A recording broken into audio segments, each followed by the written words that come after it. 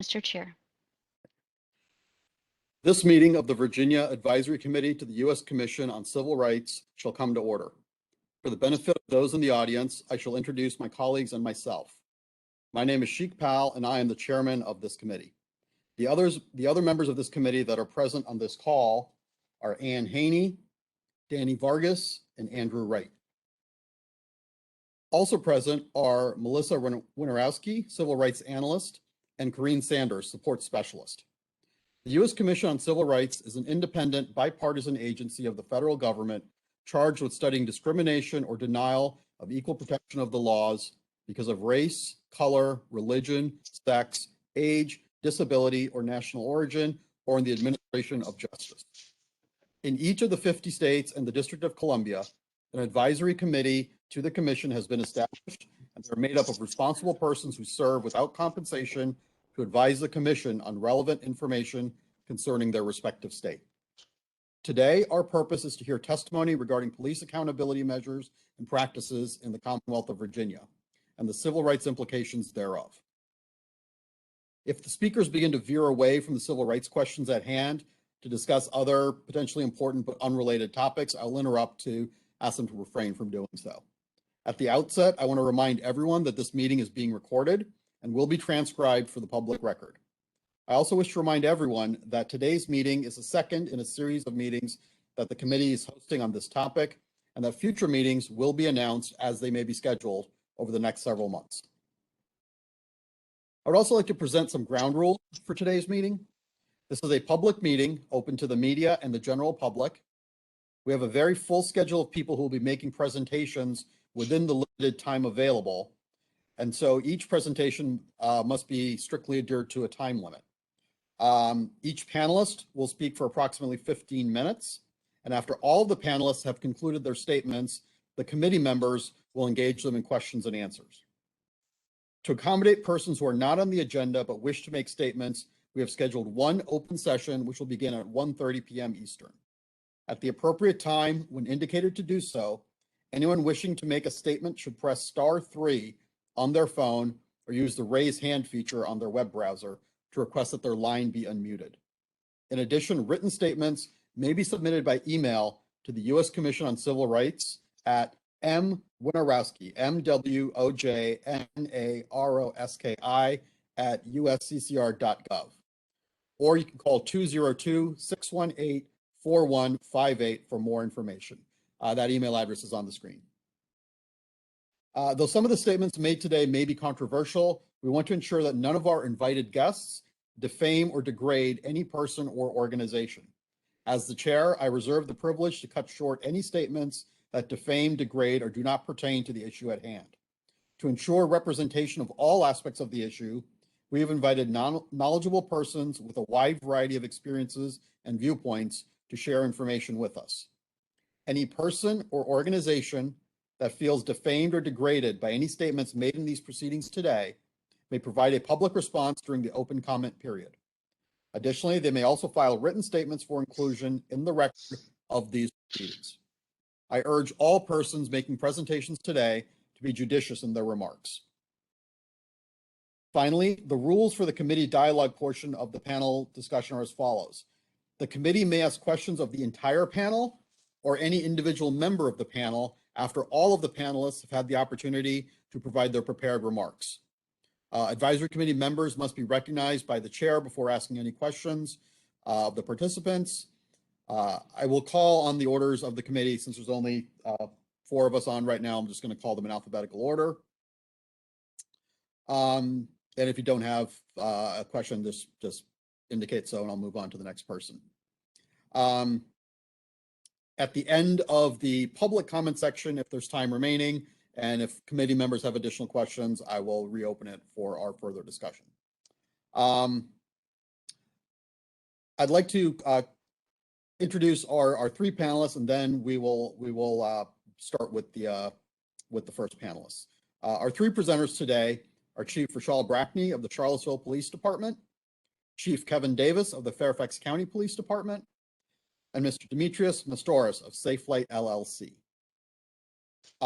Please remember, each speaker will have 15 minutes for their remarks, and I will prompt you when you have 5 minutes left, 1 minute left, and when your time has expired.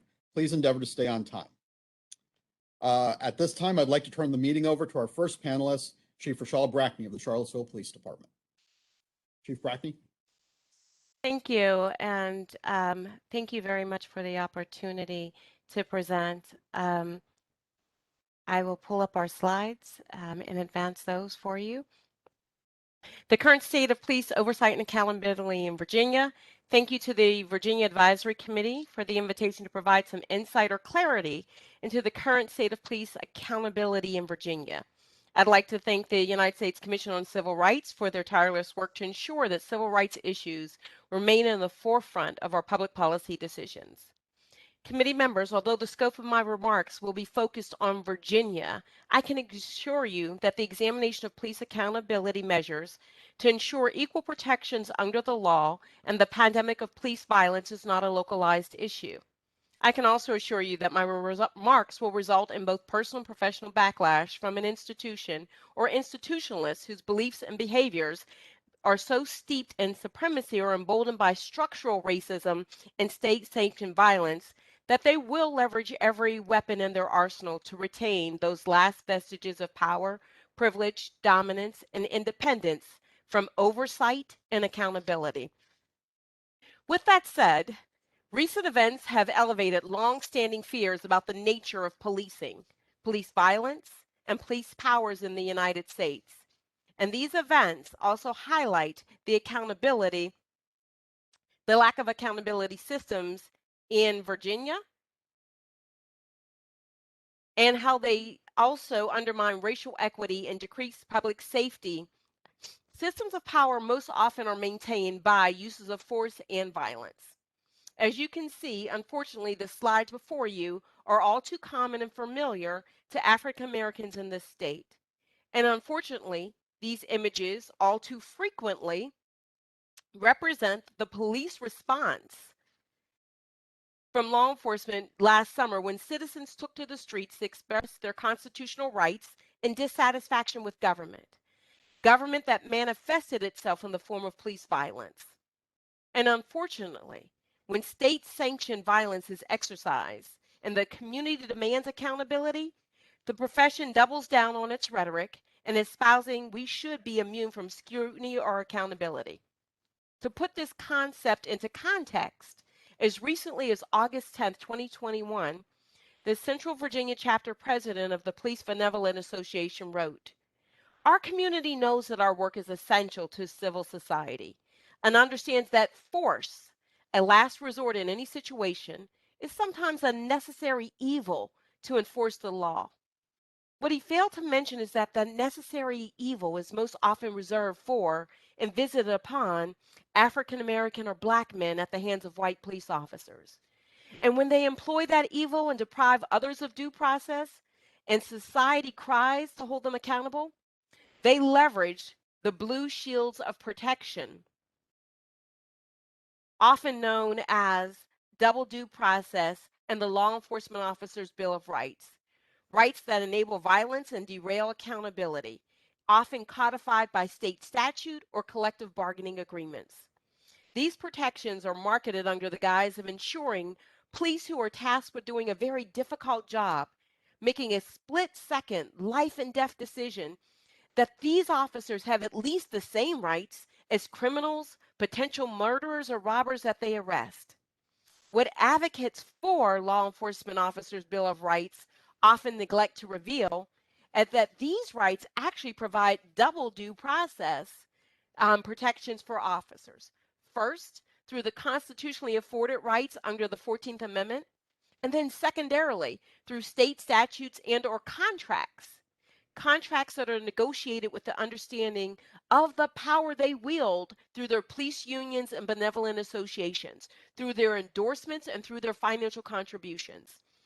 Endorsements by organizations like the Fraternal Order of Police, who boast memberships in excess of 350,000 across the nation, who hold sway in these political arenas and tout their resistance to accountability. On June 21st, 2021, 2 months after the conviction of former Minneapolis police officer Derek Chauvin, the National FOP president issued a statement regarding ongoing discussions on criminal justice reform, most notably the following: that the FOP will not yield in any effort to preserve the existing qualified immunity doctrine. The FOP will not agree to changes to the objectively reasonable standard established by Graham v. Connor. That the FOP will continue to work to ensure that any draft bill provides significant grants and federal resources on accreditation, data collection, and training as a powerful rejection of the defund police movement that was so prominent last year. That the FOP and our partners will continue to negotiate with anyone interested in legislation that safeguards the interests of law enforcement and the public we serve. Notice whose interests were being safeguarded, who they would negotiate with. Not the entities or citizens who give us our moral and legal authorities to police, but those who have the political authority to deliver on the promise of power and privilege. The Virginia division of the PBA, comprised of more than 26 chapters across the state, regularly posts these type of endorsements for candidates who are sympathetic to status quo and the lack of police accountability. The Virginia PBA president made it abundantly clear his stance on force and accountability when he posted, "The upcoming election is vital to law enforcement in Virginia. As you know, we have come under attack from politicians. Over the past 2 years, the legislature has passed laws that hinder law enforcement officers and made it a priority to keep criminals out of jail. The legislature's lack of support for law enforcement has caused an increase in crime and made recruiting difficult. This anti-law enforcement agenda is a nightmare for our agencies and is directly responsible for the reduction in public safety." However, there was no acknowledgement of ownership or behaviors that have eroded the trust and legitimacy of our agencies across the Commonwealth. No nuanced understanding of 21st century policing, relational policing, or community policing. Simply, we are being handcuffed, literally and figuratively, and held accountable. So let's leverage our political agency to elect candidates sympathetic to a system, one in which accountability is noticeably absent. With these type of roadblocks and impediments to police accountability, the Virginia Advisory Committee must utilize every available tool to ensure justice and equal protections under the law, and that they are afforded to everyone, not just law enforcement. This starts by asking some very simple questions. One, what is the advisory committee and the commission problems they are attempting to solve? Is the vehicle that you're employing going to give you your desired outcomes? And then how will we define success? I will highlight 4 or 5 available accountability measures in Virginia. First, federal oversight. Briefly in front of you, there is a statute that was put into place under the 1994 Uniform Crime Bill. More specifically, that federal oversight authorized attorney generals to investigate law enforcement agencies for patterns or practice of conduct that deprive persons of rights and privileges or immunities secured or protected by the Constitution or laws of the United States. These investigations, commonly referred to as pattern or practice cases, focus on widespread or systemic misconduct, typically excessive force, repeated stops, searches, or arrests that were unreasonable and discriminated based on race, ethnicity, national origin, religion, disability, or sex. However, with more than 18,000 policing agencies or organizations across the nation and over 350 in Virginia, federal oversight is extremely unlikely as an accountability measure or accountability tool here in Virginia, as less than 80 agencies across the nation have been subjected to federal oversight. And in Virginia, I only found 2, and both were in corrections.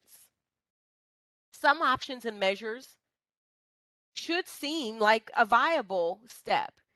In Virginia, we have state options, and there has been some progress through legislation and the creating of a civil rights office within the state's attorney general's office. But again, the likelihood these bodies or agencies are being leveraged for relief or to ensure accountability is nil. Very few AG's offices, as the top law enforcement officer in the state, will take formal steps to protect citizens from police abuses and violence. although they actually have the power to do so. And as for the Virginia Department of Criminal Justice, another oversight body in Virginia, their legal authority and scope for accountability solely lies in decertification processes granted by the legislator. And that process is flawed with as many loopholes as there is in a crocheted blanket. I would suggest that the esteemed committee contact DCJS to determine which agencies across the Commonwealth have submitted requests for decertification, how many requests for decertification have been submitted, and how many officers have actually been decertified. 5 minutes. Thank you, sir.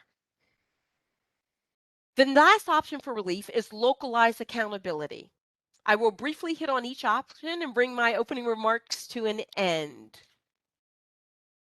First, prior to the special legislative session, only 3 Virginia agencies formed civilian oversight bodies through localized ordinances. My colleague, Chief Kevin Davis, will speak to Fairfax experience, so I will focus my remarks locally.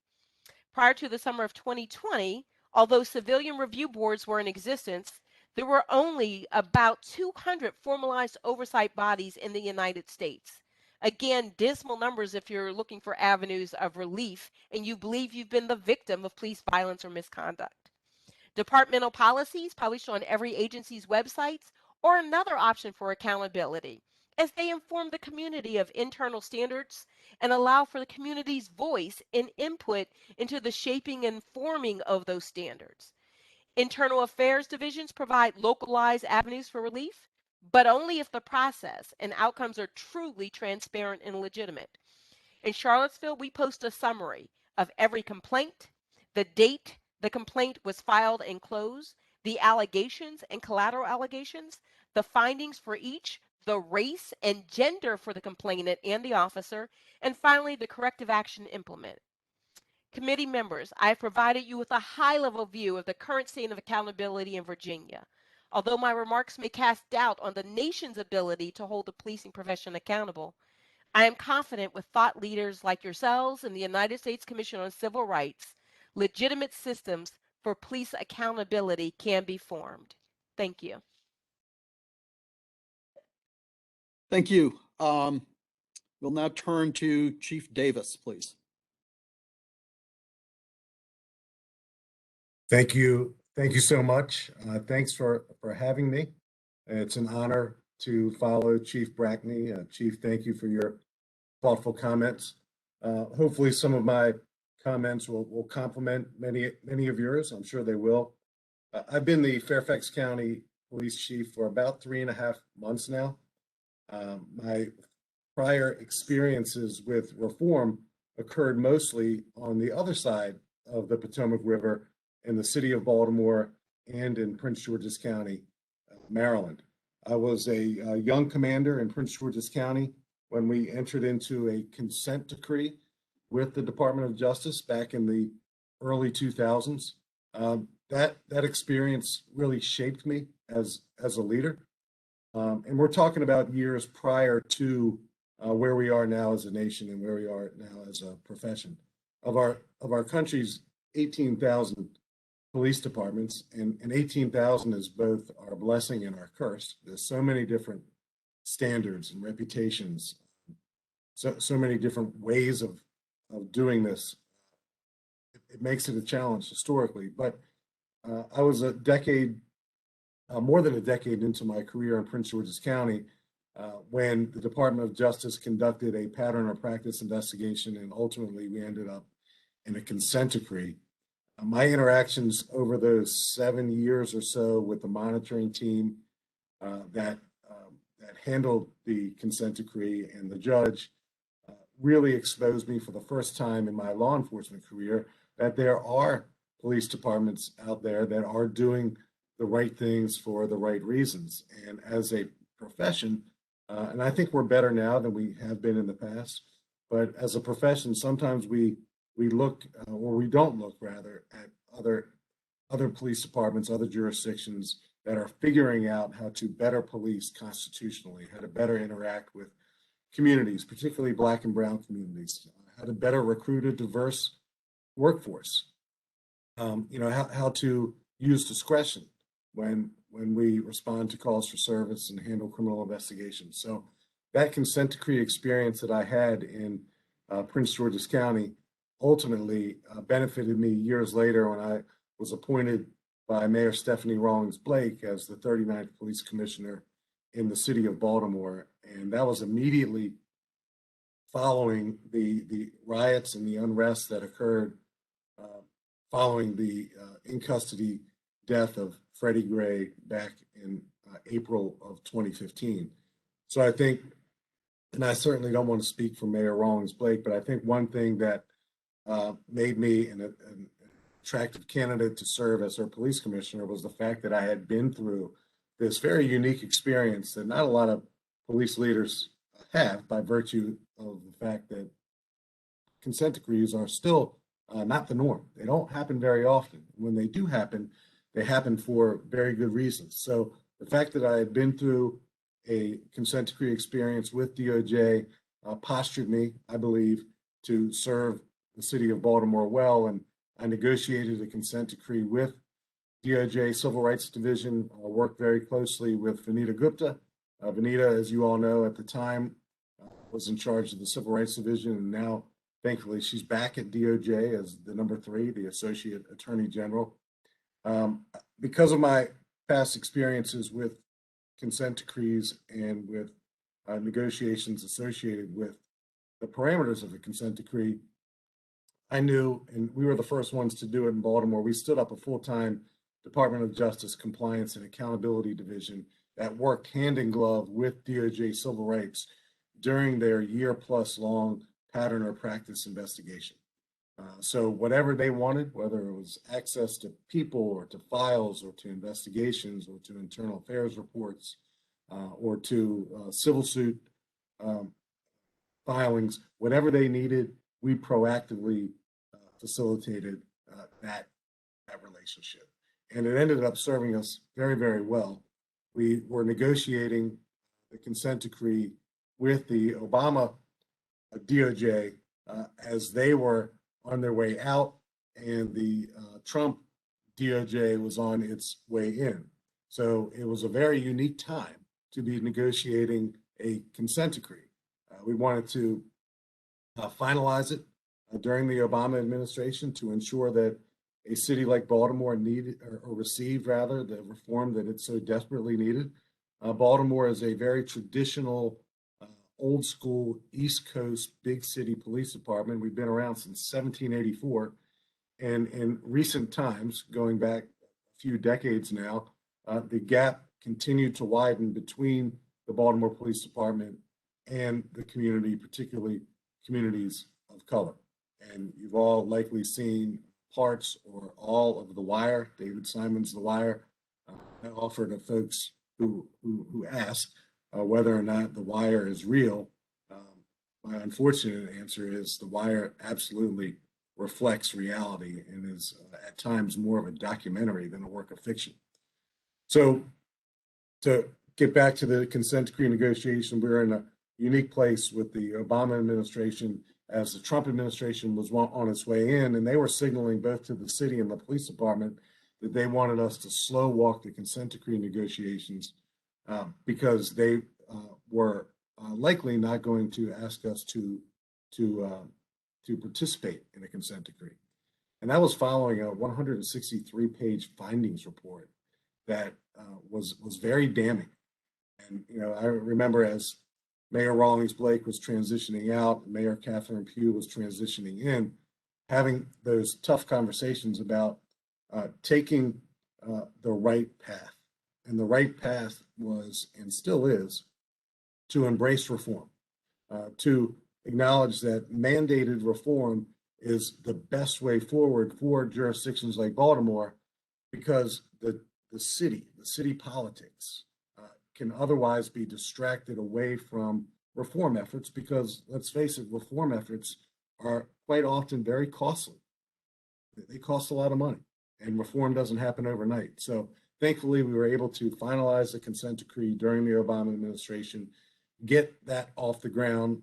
Now, Police Commissioner Michael Harrison, who hails from New Orleans and was able to lead during a time of consent decree reform in New Orleans is in the city of Baltimore, and he's leading them through the reform efforts there as well.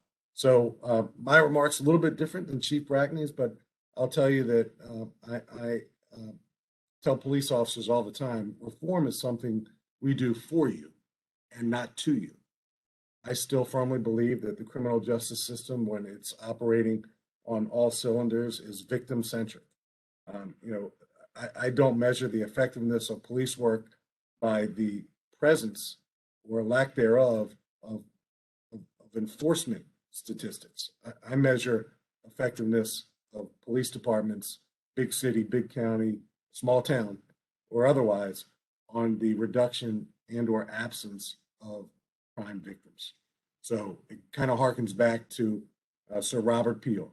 In 1829, Sir Robert Peel said that police effectiveness, in essence, is not judged by the visibility or the presence of your enforcement tactics or statistics, but rather the absence of crime and disorder.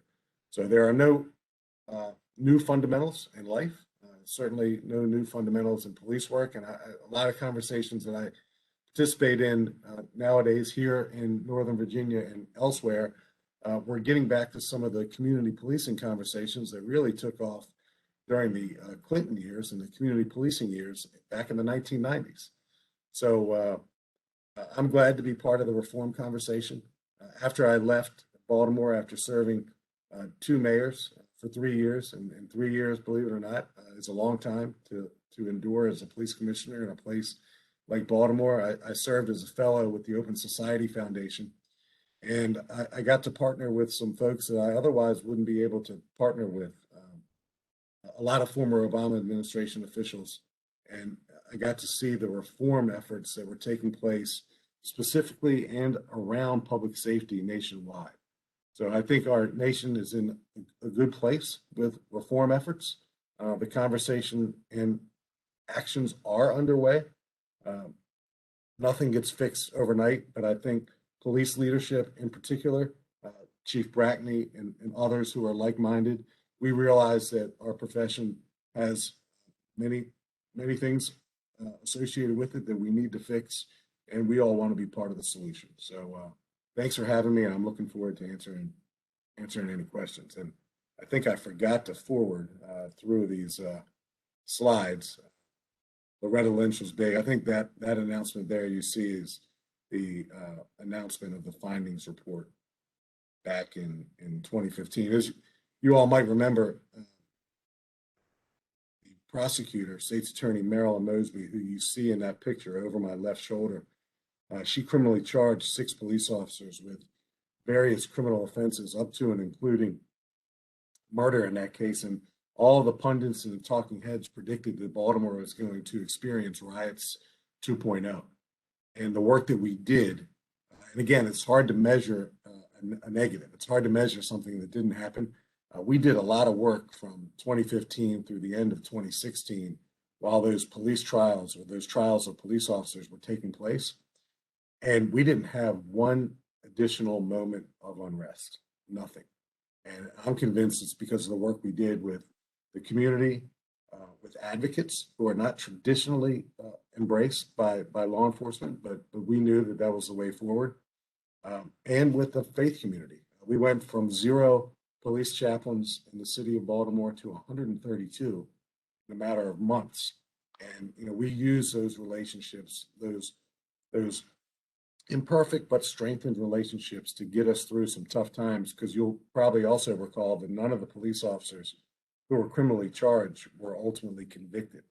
And we survived that moment without any additional unrest. And finally, I've learned through trial and error that you can't talk about First Amendment protection and mindset enough.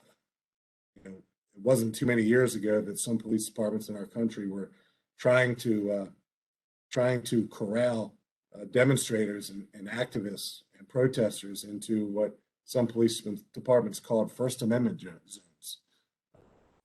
Every place is a First Amendment zone. So some civil disturbance strategies, a gradual blended approach. Don't go heavy too fast. Soft is better. And talking about preparedness in terms of budgets. Baltimore hadn't seen a riot since 1968 following the assassination of Dr. Martin Luther King Jr.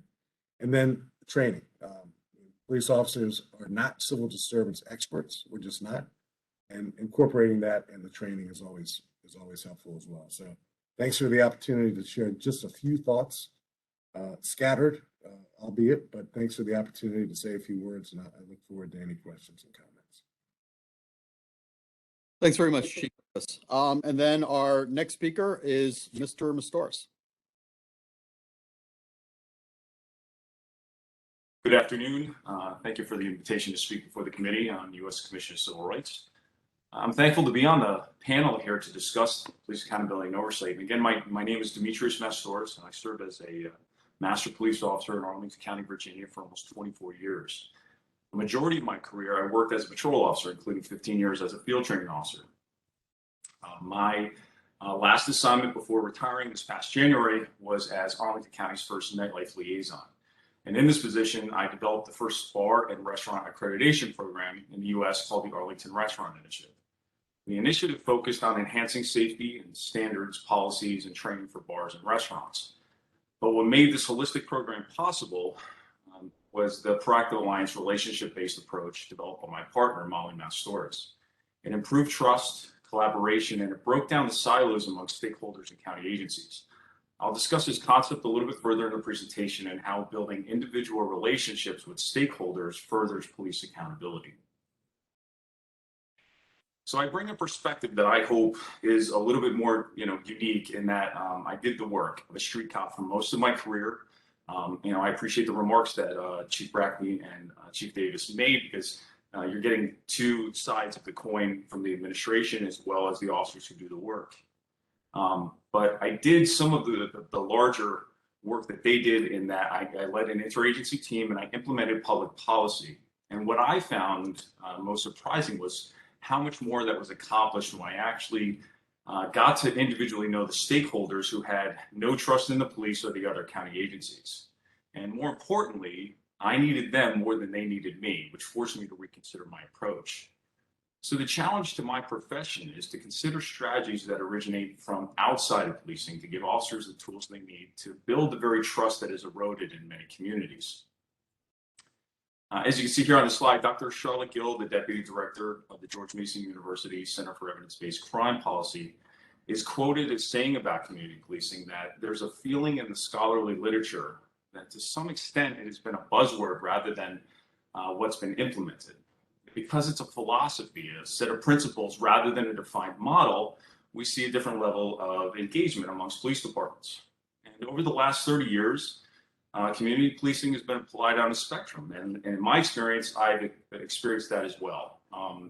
And the focus has been on interaction rather than true engagement. We're all familiar with photos of officers playing basketball, handing out ice cream, and this usually attracts interaction with members of the community who already support the police. What I have found is the relationships are not being used to conduct collaborative problem solving. Police are being held accountable for the lack of trust and legitimacy that is occurring in these communities, but they don't often seek to build individual relationships with the very stakeholders in which they have the greatest divide and they need the most. So an important question is, how is relationship-based policing different from community policing? Relationship-based policing prioritizes the individual connection with the intent of building a lasting relationship for the purpose of effective collaborative problem solving. So again, community policing as a philosophy values partnership and problem solving, but as Dr. Gill addressed, it is loosely defined and it's difficult to replicate in a structured, methodical way. And there's research to support this. There's been some talk of relational policing, but there's no real methodical structure to replicate it in a defined way. And here through, in 2011, the Los Angeles Housing Authority and the Los Angeles Police Department began a community safety program called the Community Safety Partnership. This program was focused on improving trust between police and residents and reducing violent crime and public housing developments in the city. Further, CSP used non-traditional methods, but mainly focused on relationship-based approaches for the officers assigned. Last year, Dr. Georgia Leap of UCLA completed an evaluation of CSP to determine its impact on crime and establishing trust. Some key evaluation findings were that trust in a relationship-based partnership improves resident perceptions of safety. It reduced dangerous conditions that fuel crime. CSP works to reduce the dangerous conditions while stakeholder and resident trust grew, and that it was not limited to gang violence, that it could also be used for chronic issues such as homelessness, or as I used it, for managing nightlife. This year, Dr. Cynthia Lum, also the George Mason University Center for Evidence-Based Crime Policy, wrote an article in the annual review of criminology called Perspectives on Policing. And some key takeaways of this article were that there's been a focus on the low-hanging fruit of police misconduct, body-worn cameras, data transparency, use of force, de-escalation, but there's not been a consideration for the subsystems of policing, which include the culture, training, and valuing outcomes over outputs. She suggests a shift to a problem-oriented prevention, meaning adopting a problem-solving stance, relying on research and officer efficacy. And she suggested that first-line supervisors and patrol officers may be the most impactful on reducing crime, improving trust, and community satisfaction. So the points that Dr. Lum discusses in the article is that there's not enough attention paid to the culture and subsystems. And this is where my years as a field training officer mattered most, because as a field trainer, I shaped the culture of an entire agency for every person that came through my car over those 12 weeks on the job. I influenced and taught newly graduated recruit officers. My goal was to train them to handle any call for service that they would face, but no more than what was needed to get to the next call. I did not value, right, or teach them to get to know the people in the community or look for ways to build the trust and manage complex problems together with the community. In my experience, officers become fascinated by what retired Chief Dave Cassels of Toronto calls the things of the job.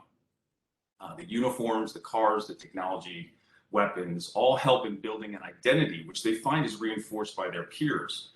And another point that Chief Cassels identified in terms of culture is that law enforcement activities, such as calls for service, tickets, reports, arrests, they're used as a measure for evaluating success for promotion and assignment transfers. Prevention and relationship building is seen as soft, like social work. The reason for many is that this type of work is just seen as not my job. This is the work for the community outreach team. I'm just here to catch criminals, real police work. And what officers are also not trained to do in a purposeful way is develop a genuine relationship, just being, beyond just being courteous and respectful in a transactional manner. So holding officers accountable when they lack the tools needed to build relationships and implement problem-oriented policing is a difficult position for them to be in. As cited in the UCLA evaluation, stakeholder trust grew as officers worked collaboratively to prevent dangerous crime. So this is why Proactive Alliance relationship-based policing can be so impactful. Molly Mastoras, a licensed professional counselor who practices evidence-based counseling psychology, developed this concept to shift all officers, regardless of assignment, to engage in the co-production of safety. She adopted many of the concepts therapists use to establish relationships with their clients for officers to enhance policing strategies such as what we mentioned, problem-oriented policing, community policing, and focused deterrence. Further, relationship building addresses pillar one of building trust and legitimacy outlined in the President's Task Force on 21st Century Policing. Proactive Alliance provides those concrete steps for officers to begin building relationships.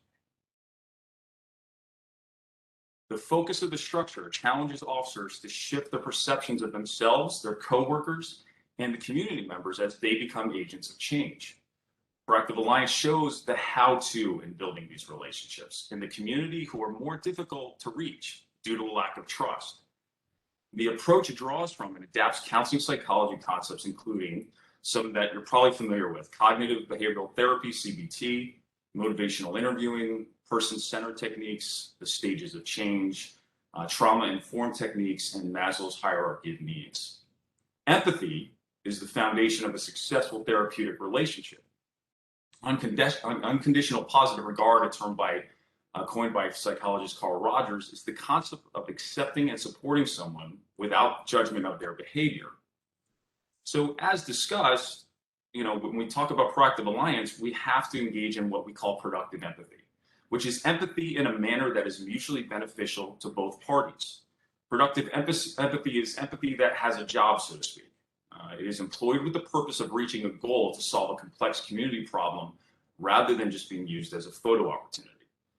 Meeting stakeholders where they are and having their concerns heard before crisis occurs is the first step in the collaborative stance and what we call strategic procedural justice. During last month's meeting of the Virginia Advisory Committee, Dr. RaShall was discussing the community's relationship with the police and said, so we need a qualitatively different relationship. Part of what people want is more control over what happens in their communities.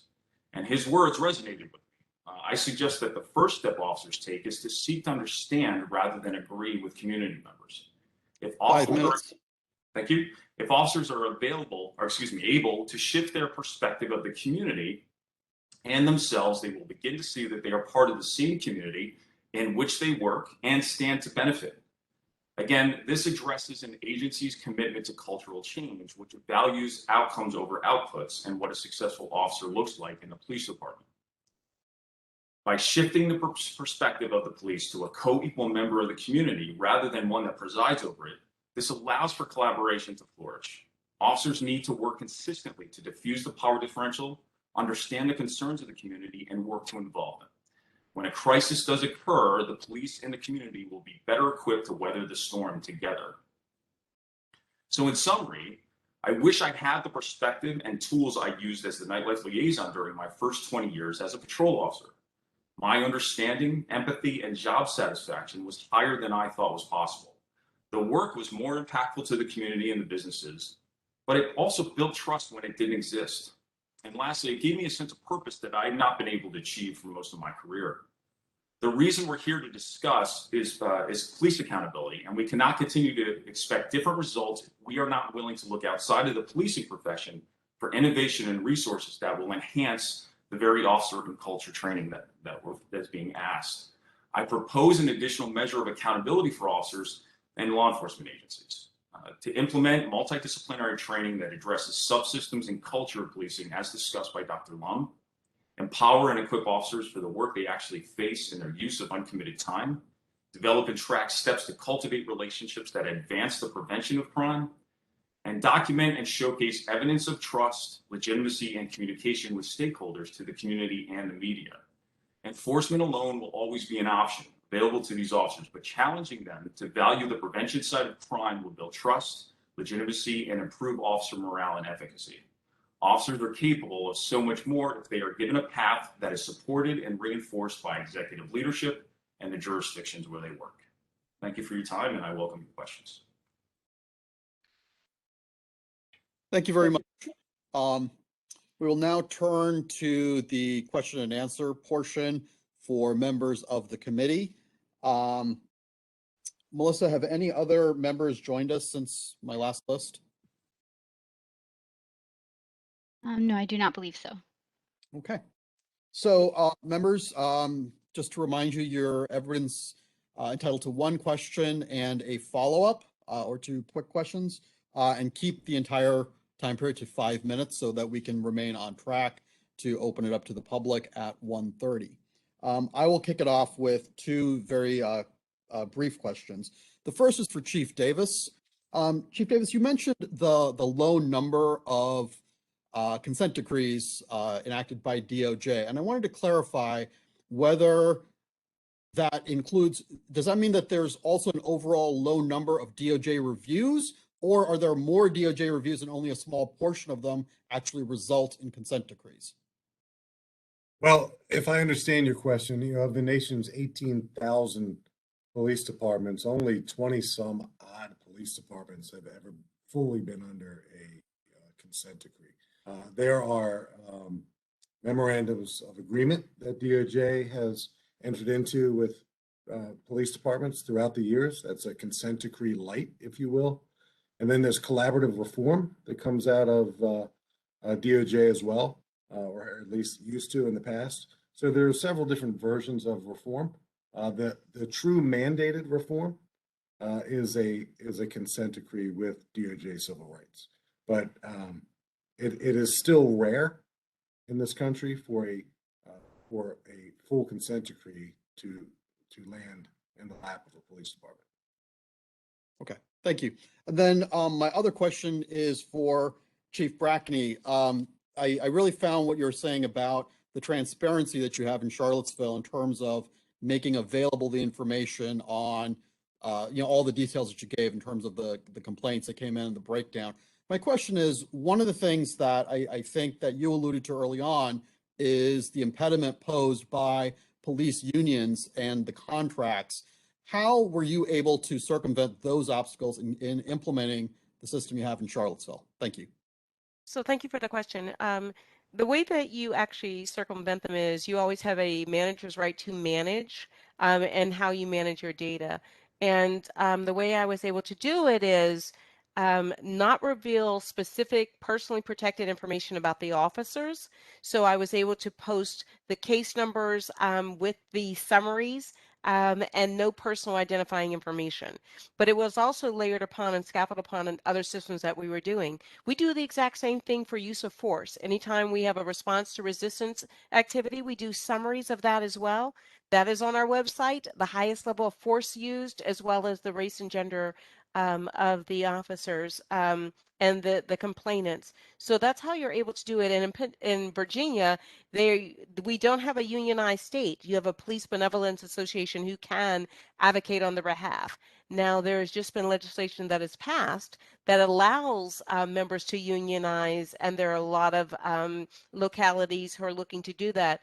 What you're going to have to do at that point is then look very much locally to what are those options for transparency that you can implement long before these systems are in place. And there's lots of ways to do it without being mandated through a consent decree. And much like Chief Davis, Pittsburgh is where I retired from. It was actually the first police department in the nation to be under a federal consent decree in the United States of about the 80. There's been actually about 80 who have had formalized decrees along the way, as Chief Davis then said. Thank you very much. Let me turn the mic over to Edgardo Cortez. Hi, thank you. I just have a question for Chief Brackney in terms of, you talked a lot about kind of accountability at the top and some of the external accountability for officers. How does that, how do you where a process like what Mr. Mastoras talked about, like how do those two coincide in your view and come together to give us kind of an overarching, not just accountability, but also kind of a change in approach at the officer level?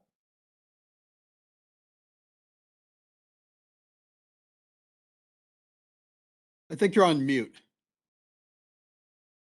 Thank you, sir. Even in this common day of technology, we still find ourselves there.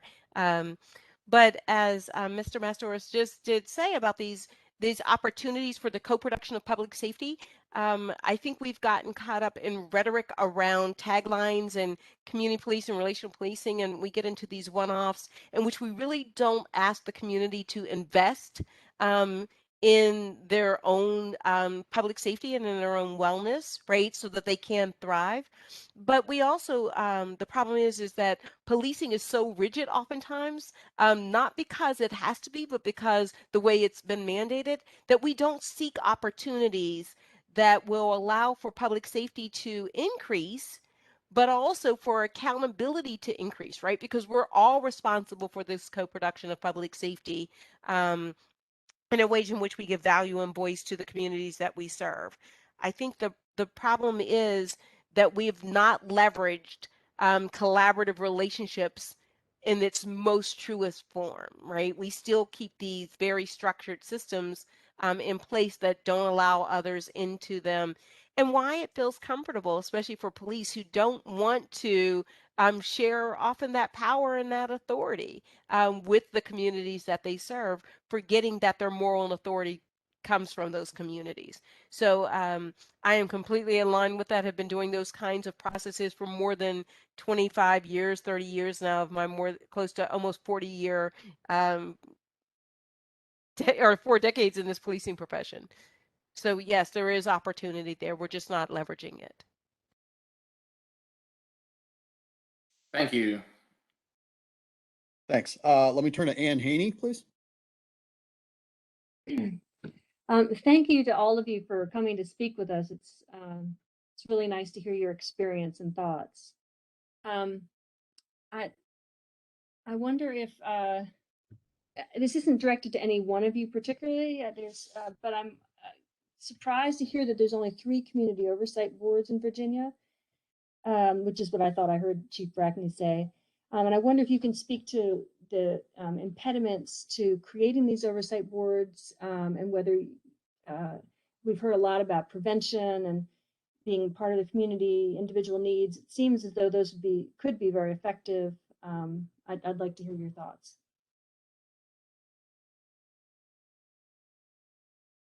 So thank you. Yes, nationally there are only about 200 across the nation, and they're formed, or they're often their oversight, or the leading agency on that is called NACOL. It's the National Oversight, or the Committee for Law Enforcement Oversight. And yes, 3 in Virginia prior to the special legislative sessions, in which they are saying you must have oversight, with the exception of sheriffs. They pulled them out of there. Again, bowing down to the political pressures, because sheriffs are elected into those. And there's been some extremely difficult and challenging ways in which they went about it. I think part of the difficulties have been those that were formed without the or trying to form, or being formed without the mandate or the will of the community behind it. So for instance, in Pittsburgh, when we were under a consent decree and then had a civilian review board, we did have a referendum that was on our voting referendum that said that there was to be community oversight. So you had community buy-in right from the beginning that this would be a powerful tool within to have police accountability. Then you also were having that sanctioned by the federal government that said these are tools that you're going to have to need and use to reform your agency. When you start on your own and you don't have the political power, or may not even have the government or the community's will behind it, they will often fledge because they're being created as a vehicle to solve a problem they haven't defined yet. Right. So they're out there saying we just want oversight and don't know why. When I said what problem were they attempting to solve, they just saw a vehicle and didn't know what problem they were attempting to solve. So the vehicle they were using may not necessarily get them their desired outcomes. And what kind of power, an authentic power they could have. And I think there's also an identity crisis. You know, there's an identity crisis of whether it's review and oversight they want, or if they want to be operational and part of the process. And if you're an oversight body or a review body, you have to figure out how you do oversight and review within allowing that system, you know, to do the work that it's supposed to do, like my internal affairs or our current policies or general orders that we use, you know, to go about our everyday work. So I think that's been part of it. The other one is funding. These often have to have some funding sources about what their rule or their authority to do things. If you want them to investigate, that takes a lot of policies for these boards or commissions who are often volunteer, who have no expertise in it, who then won't have access. You know, they could have a subpoena, and the likelihood that a citizen obeys that subpoena or feels comfortable or trusts that organization, or how do they even get things as basic as, you know, the drug or blood analysis from an officer if we wanted in an officer involved shooting? There's no crime lab that's going to hand it over to those type of agencies. They can't do interviews with the officers, right? Because there's guarantee rights afforded and protections to them that a civilian can't say, I'm going to allow you to have. So there are a lot of problems. I think we can fix the systems by identifying the problems and then that we're trying to solve, and then seeing what vehicles we can use to solve it. And hopefully that answered your question.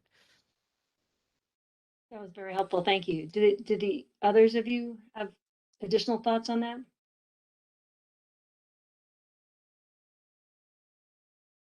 chief said it very well. I also wonder, I didn't hear any of you mention screening particularly. Do you see that as a burning issue for doing police reform, or do you really see it mostly as working with the departments and coming up with supports and working with, you know, obviously we've talked about accountability and discipline, but how about screening? If we could answer that very quickly, or actually over time, Ann, but if anybody quick Sorry. that. So- And the screening in terms of police applicant screening, the background investigations, what? Yes. Yeah, it's always been important. It's more so than ever important now, and we don't have to look further than January 6th, where unfortunately we saw a number of active and retired police officers involved with that insurrection. So it's not just the importance of thorough background investigations that we've done in the past, but particularly now with social media, people reveal who they really are in the oddest of places. And I think collectively the profession knows that we have to do a better job, not only of screening in terms of background and hiring, but throughout a police officer's career. No. We have time at the end. We can come back to that point. Let me move on to Lisa Lynn Jacobs. Thank you, Mr. Chair. And thank you to the panelists for joining us today. I have two questions for each of the panelists, and I'm just going to ask them both and hope that you all can squeeze all of this in efficiently. My first question, and I live in Arlington County, my first question is born not only of my experience as a civil rights lawyer, but a personal experience. I want to know what techniques you're using in your localities to get your officers to grapple with their own personal biases, right? My son wandered away from my house when I was 3, and I had a detective who responded the shortest version of this.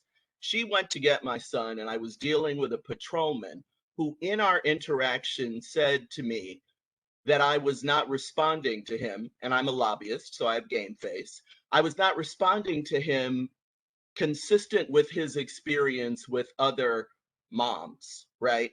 And so I paused and I was like, he means I'm not responding like a white woman because I'm not hysterical, right? So I pushed back. Whatever. I want to understand what you all do on the front end with your teams in the space of bias. The other thing I'd like to understand just much more generally, because as you know, we are fact finding before we do a report. Who else should we make sure to reach out to as we're in this process to make sure that we know all we need to know before we turn to a report writing phase? Again, thank you all for your contributions. So thank you very much for that, Lisa Lynn Jacobs. Just very quickly, I did recommend that you reach out to DCJS. They are literally that governing body over police, how academies are run, the curriculum, the standards for policing across Virginia. But they also are the keepers of when there has been misconduct and accountability. When I said how many officers have been decertified, what agencies have been requesting that? I can tell you for a fact, in the 3.5 years, I've submitted 7 officers' names for decertification. I will tell you to this date that everything is documented as I have it, and these are for abuses of domestic violence, sexual assault, excessive force, etc. The loopholes say they don't get decertified. The loopholes. So 7 out of 7, I'm batting 0 on getting officers. And if I'm raising the alarm bell that they need to be decertified, and I don't know any other police chief across the Commonwealth who's probably fired 7 officers at least since I've been here. That probably is not happening. In the large agencies, it's not happening. So if I'm finding it in my small agency to do that, imagine exponentially what's happening across the Commonwealth. So I would invite DCJS into the conversation. And then to answer your question, We keep landing on bias-based and implicit-based policing. We are finding out through studies that it changes thoughts, not behaviors. But that doesn't mean we don't keep trying to do the work that we do.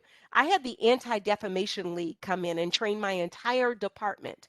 They are the gold standard in fighting racism and hate.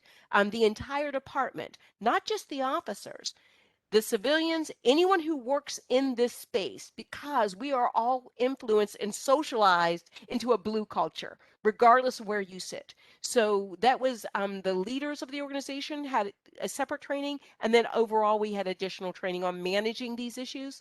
And I can honestly say it was not as well received as I would have liked it to have been, to the point that the Anti-Defamation League regional director in New York called me and said, let's debrief on this, which tells me that it is so deeply penetrated into the organization that single trainings are not going to do it. You're going to have to do these every single year, real relevant trainings. And I hope that answered your question succinctly. The only thing I'd offer in regards to this is what I talked about earlier in the presentation was, first of all, your experience with an all-inclusive detective and patrol officer. I can't obviously speak to that specific situation, but I would tell you that not meeting people where they are and not understanding where they're coming from, or being able to, this is the empathy piece. I think empathy gets a real bad rap. Being able to understand it doesn't require agreement, and certainly not a comment that you should be acting or reacting in a certain way. How you react is how you react, right? And that's part of that cultural competency. I would go a step further with what Chief Brackney just said, which is attitudes and behavior are separated, right? And there's absolutely right. There's a lot of research showing that behavior is not being changed. We have seen a real nexus in the public health and law enforcement perspectives, and that's why that multidisciplinary approach is so important. It's being used, obviously, operationally with the co-responder model and how we respond to mental health, but there's far more work to be done, and that's what I would suggest. So you want to know who else to speak to? The Law Enforcement and Public Health Association, the Global Law Enforcement and Public Health Association would be a great place to start, because it brings in all of these disciplines to work on the same. We've actually been in contact with a cultural competency expert, and we see a lot of similarities. She works specifically with healthcare systems and doctors and surgeons, and she says there's a lot of similarities between the professions. Specifically is the amount of authority and how insular we are. And what I've also found, and I think the chiefs will probably agree, that there's not a lot of scholarship on the officer's part. When I talk about the rank and file, it usually doesn't happen until they start getting into the executive levels of the agency, where more opportunities and higher education is expected. We tend to focus on time and experience, and we feel like everyone should have the answers within our agencies. And frankly, it's unfair of rank and file to ask them of that, because we kind of tend to do the same things over and over in policing. So LEPH would be a great place to start for more information that brings in more of what we're talking about, innovation and perspectives from outside of policing that can really help our what we do on a day-to-day basis.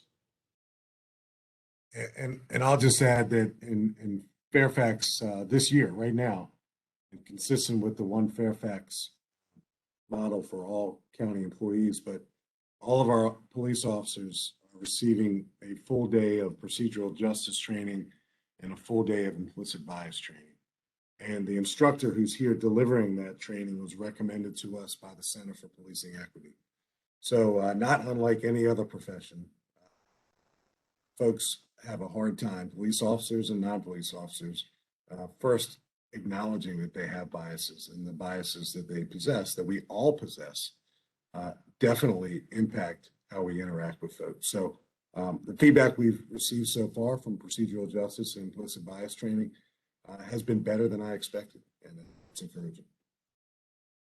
Great, thanks. If I could just do one thing, Sheik, because I can see, sorry, Chair, what the chief just said was not picked up on the transcript, and I just want to make sure that it reflects he recommended the Center for Policing Equity. Thanks so much to all three of you for your responses. Thank you. Let me go to Ilya Shapiro.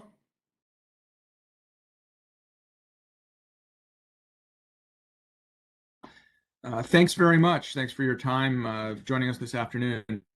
We're, of course, an advisory committee on civil rights, the U.S. Commission on Civil Rights.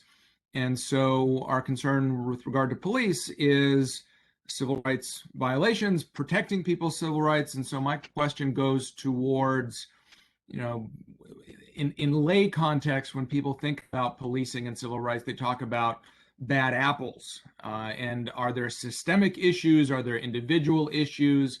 And so I want to kind of, my question isn't so different from things other people have asked, but in terms of thinking about either systems or individual cases where bad apples spoiling the bunch, what should be the focus? Is it the screening, the training, the screening on the applicants?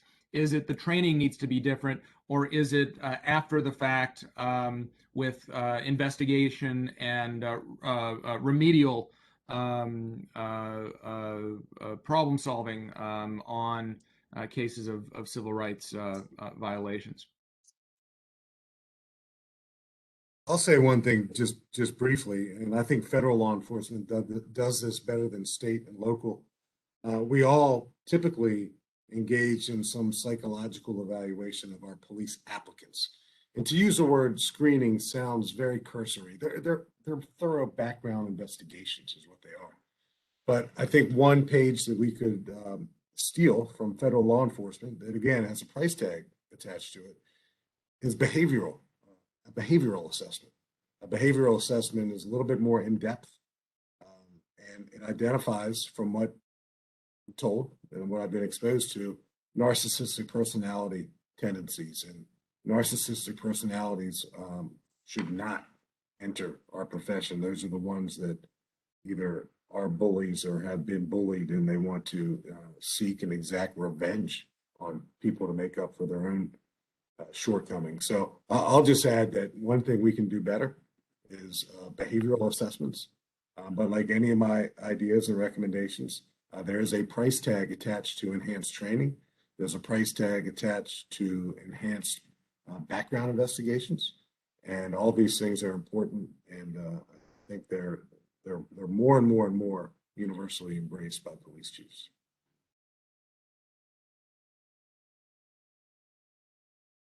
So I would say it's all in the above, and add with one more thing to it, Committee Person Shapiro, is that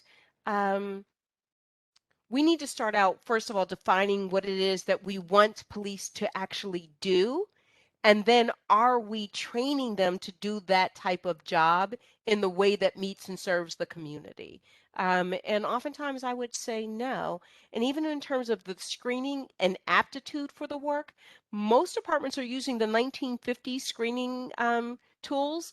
I just recently heard someone talking about using the DSM-5, which is this, or 4, and they're already at the 5 in terms of behavioral screening and analysis and cognitive behavioral therapy and all of these other things. So I think that's part of it. What is it that we're demanding? And then also too, we may have to consider some very drastic options. I don't use the words like the criminal justice system. I use the criminal legal system. It has never been a system that has been just for Black and Brown communities. Never, and never will it be. It was designed not to be just that. So is it possible that we also consider, when we're talking about civil and just human rights, when we're thinking about those things, is this possibly a system that we need to completely deconstruct? It is not going to be reformed. Because all we're going to do is start moving the chairs around the Titanic deck. We're not doing anything about the fact that we're sinking. So we can have as many progressive police chiefs in the position as possible. You can have all of the screening that you want for applicants coming in. But if the demands of the work are going to stay the same, the outcomes, as Dimitrios said, are always going to be the same. We're going to be so focused on those outcomes because we need something that we can measure, right? That says that we have changed. So I think until we decide what public safety and public wellness or public wellness and well-being as a part of public safety looks like. We're going to continue to have these kinds of dialogues, and you're going to be advising in a way that may not necessarily bring you any satisfactory outcomes. So yes to all of the above, but we might want to consider that this may not be the structure or system that will get us where we want to go ultimately when we're protecting civil and human rights. The only thing I would add, Chief Brackney touched on it as far as the psychological and Chief Davis as well, in that you need to have points throughout people's career to essentially have a check-in, an evaluation of some sort that where they are as a person, right? We kind of forget the community. A lot of us talked about officer wellness. That's been a big topic in the profession and eliminating stigma. But at the end of the day, we're still talking about culture. My partner's talked a lot about this. She's a psychometrist on top of being a licensed professional counselor. So doing psych testing is her expertise. And frankly, they're right. There aren't new psych evaluations that can further help law enforcement officials and background investigators make solid decisions. You're really taking a chance sometimes on people. But if you have, some benchmarks throughout their career, you can have ways, and the training reinforces those things. You need to be able to. So yes, we have a ton of policies as police officers that we're responsible for, but at the end of the day, the police executive sets the tone on how those will be followed. Right? They really get to set those directives about what's more important than the other things. They're all important. Essentially, you could violate a policy every single day, but there are some more important than others. And then on top of it, experiencing procedural justice, as Chief Davis discussed, within the agency, right? Officers need to feel that these processes are fair and that their voice has been heard just as the community does, because they role model the same procedural justice that are expected of the officers to go out and deal with the community. So it's not an easy answer. It's very complex, and more work needs to be done, frankly. Thank you. Danny Vargas. So thank you, Mr. Chairman. Thank you, Melissa, for organizing this, and thank you to our panelists. So I think I have just a general statement of questions to all the panelists, and then a follow-up to Chief Davis. I've been on record saying I think the vast majority of police officers are good people trying to do their best in difficult situations. But because of the fact that there are both real as well as perceived issues in terms of the interaction between law enforcement and the community, there is a real gap in terms of trust and faith between the community and law enforcement. So I'd like to get the perception from the panelists. There is a need for long-term structural mechanisms for accountability and institutionalizing those mechanisms that are strategic and long-term. But I think there also is probably a need in the near term to be able to begin to address that gap, that lack of trust and faith between the community and law enforcement, because we need to make it address that issue as quickly as we can. So that's one question to all the panelists. And then the follow-up to Chief Davis would be specific to law enforcement leaders. I think law enforcement leaders probably have a unique role, particularly in today's reality.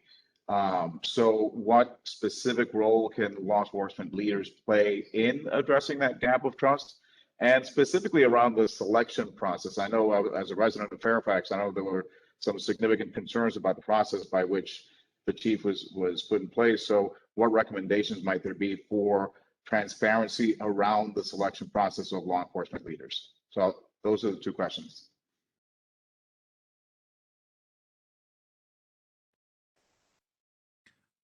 I have just one. I can obviously address the first part of the question, and I'll make it brief. As I laid out in the presentation, I think we need to shift more of what we do as far as training and expectations from the officers in regards to what constitutes a successful officer in a police department. Currently, and I think the chiefs, there is a tendency to want to show productivity, right? There's been talk of quotas over the years, and I've never been mandated under any type of quota system. There's always been talk in the media about that kind of stuff, but my executives and the first line supervisors never said you need to go write this many tickets.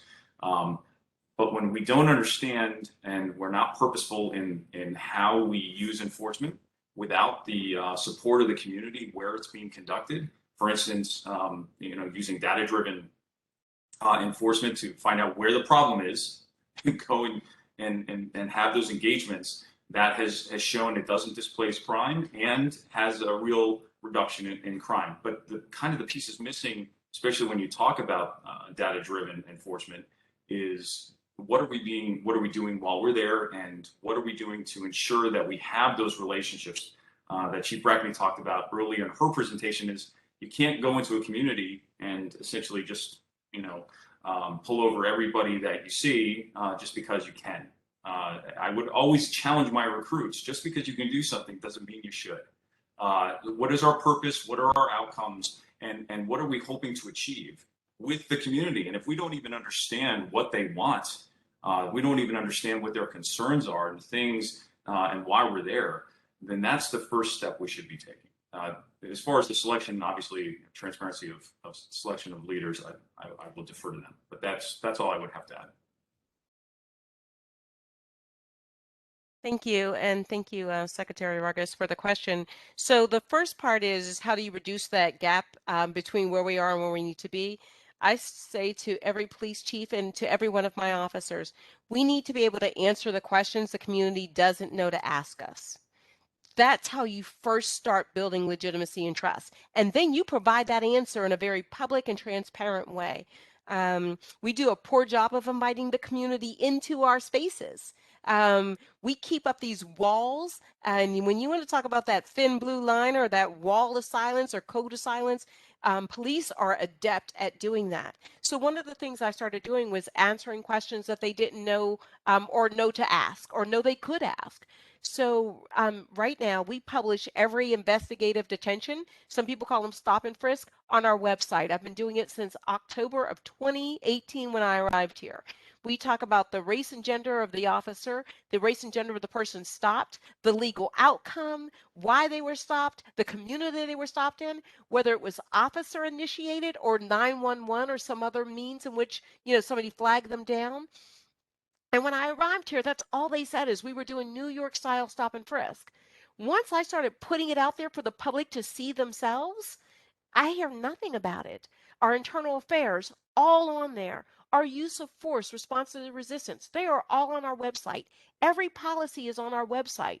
So we are inviting the community in nonstop so that at their leisure, they can say, hey, listen, we trust what they're doing. If they're putting out summaries of their use of force on a website, I don't know how much more transparent you can get. Not some generic, we use force this time. Every incident is posted on our website and then updated so that people can see in a very real way how we are narrowing that gap. And then we have access. I stopped all of those coffee with a cop or ice cream with a cops. Those are one-offs that do nothing for the community, that do not get you involved in the community.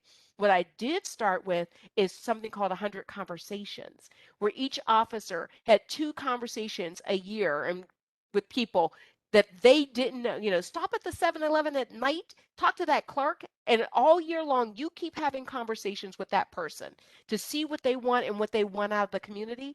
And then next year, we have 50 more officers doing those same things. You could then have 200, 300 people who have a very different perspective of what they want out of your police department, and it's a very deep, penetrating relationship. So I hope that answered your question a little bit more before Chief Davis gets on. And as for transparency, as a chief in Charlottesville, I don't think there could have been a more transparent process about how I was selected. Although ultimately, I was called the affirmative action quota hire turned desk jockey, is how they dubbed me here. But it was an extremely transparent process. Chief, I might steal your 100 conversations. The Fairfax version that we're doing here is what we're calling IPAC, integrating police and community. And in an 11.5-hour shift, we're mandating police officers beginning this fall that they simply get out of their cars, and have non-enforcement interactions with other human beings. That's it. And we're describing what some of those scenarios and some of those ice-breaking conversations might look like in trainings that we're conducting this summer with our police officers.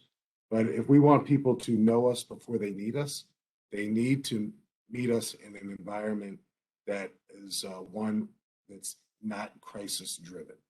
And a simple conversation simply achieves that. So I think a lot of police departments across the country are finding similar ways, whether it's 100 conversations or IPAC, to really, and I agree with Chief Brackney too, the idea that, and I'll use coffee as a cop because she used that as an example, that is a one-off.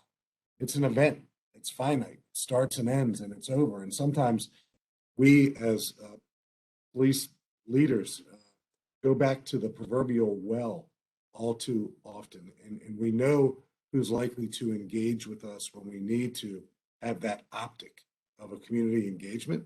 But are those really the people who we need to be working hard to reach? Are they the young people? Are they from vulnerable communities? Are they from Black and brown communities? Or are they our standard? And we've probably all been guilty of this at some point in our careers. Are they the all too familiar audience? So real community policing is not an event. At least it shouldn't be an event. And then I'll say this too. We just hired a PhD who's going to oversee all of our data, and we do more than most big police departments in terms of data transparency and visibility. And we have a citizens review panel now in Fairfax County that's doing a really good job. So are we a transparent big police department? Yes. Can we do better? Absolutely. And we're going to rely heavily on this data-driven PhD that we just hired to tell us how we can make more of what we do constantly and readily available. Because like Chief Brackney says, the moment you take that air out of that balloon and you pull the curtain back a little bit and let people take a look at what you do and why you do it and how you do it, you just not always eliminate, but you certainly decrease the anxiety people have about their police department. And in terms of a selection process, and I've been a police chief now twice and a police commissioner in Baltimore once, so I've been through 3 different processes. They're all different, and there's no such thing as a perfect selection process. There really isn't. If there were such a thing as a perfect selection process, we'd all be doing the same thing. But one of the reasons that jurisdictions across the country maintain some level of confidentiality during a selection process is because if they didn't, they would dramatically decrease the number of interested candidates, because a lot of interested candidates occupy other jobs when they apply for an opening, and it would potentially, realistically, impact their employment there. So many different issues and thoughts and opinions about it, but there's no perfect process. The more transparent, the better. But I certainly understand that sentiment, but I think it's always worth examining and re-examining. Thank you. Andrew Wright. Thank you, Mr. Chairman. Just want to build on what Chief Davis was just saying. I think my career has been involved with the more rural areas of Virginia. You guys are obviously incredibly impressive, and we are so appreciative of you taking the time to participate with us. I'm more focused, I think, or at least more concerned about the rural area police departments where they don't have the breadth of people to choose from that you do. They don't have the resources that are available to you. And I'm wondering what, and perhaps don't have the motivation or even the interest that you have in trying to fix some of these issues. So I'm curious as to what your thoughts would be, all 3 of you, what your thoughts would be about the certification, for example, the certification program in Virginia. Is it, do all officers have that certification? Is it a place where we might do more? I mean, we've got so many rural areas where, my little hometown down in the far southwest corner of Virginia, about a decade ago, our police chief was arrested for selling methamphetamine. I mean, it's like the quality of the candidates for these jobs and the pay and the opportunities for promotion are so much less that it seems to me that there needs to be some top down, state down, federal down processes for better training or for making people more accountable for these kinds of civil rights issues that we're talking about. I would very much appreciate your thoughts, just on that issue. I know it's not your direct problem, but I'm very interested in, from a Commonwealth-wide standpoint, how you see that, how you view that issue. Andrew, thank you. I don't know. I'll take it the first one. We do. DCJS, who I mentioned, the Department of Criminal Justice Services, they are the ones, and it is currently under Brian Moran as DHS, who oversees that as well. Shannon Dion sits in that space. The process is dismal. I came from Pennsylvania and was shocked at how the system worked here. I used to write curriculum for the entire state of Pennsylvania on hiring and their mandates for certification as well as in service. So we currently have no standards here in Virginia. You have to do 40 hours every 2 years of in-service training. You get to decide, it's legal updates or cultural diversity. They're still even calling it that. You only have very limited hours that you're required to do over a 2-year period, 40 hours over a 2-year period. The academies are all certified through DCJS. Actually, though, you don't even have to have curriculums, standardized lesson plans, nothing. You just show them outlines of what you're going to teach at your academy, and that's good enough, right? It is dismal. So I even proposed that we write standardized curriculum for at least the 2 that they mandate of legal updates and cultural diversity, cultural competency, cultural professionalism, cultural something, and it's been met with resistance. As a matter of fact, this system is so antiquated. I was an instructor in Pennsylvania, could teach all over the state. I hold a PhD in instructional management and leadership. I write curriculum. I understand pedagogy. They told me I'd have to go through their entire instructor development in order to teach here at their local academies. No exceptions, nothing. So it is just awful, and there is a lot more that you could do in terms of what is being taught, what academies are being certified, what curriculum is being approved as accredited, and even regulating more across the Commonwealth, so that in a rural state or a rural place, that person is getting the same curriculum as someone in Fairfax, the same curriculum as someone in Virginia Beach, so that if they moved across agencies, they were value and vision aligned around training. And then the other thing is the majority of those smaller ones are elected. There are sheriffs there. So they are not regulated, including by the current 2020 legislative session around mandating, civilian review oversight. They lobbied extremely hard. There's no oversight if they're a sheriff's department. So it is extremely tough here in this Commonwealth, and nothing like I've ever experienced. And Maryland, I'm sure Chief Davis will talk to you, had very similar standards across the state as well.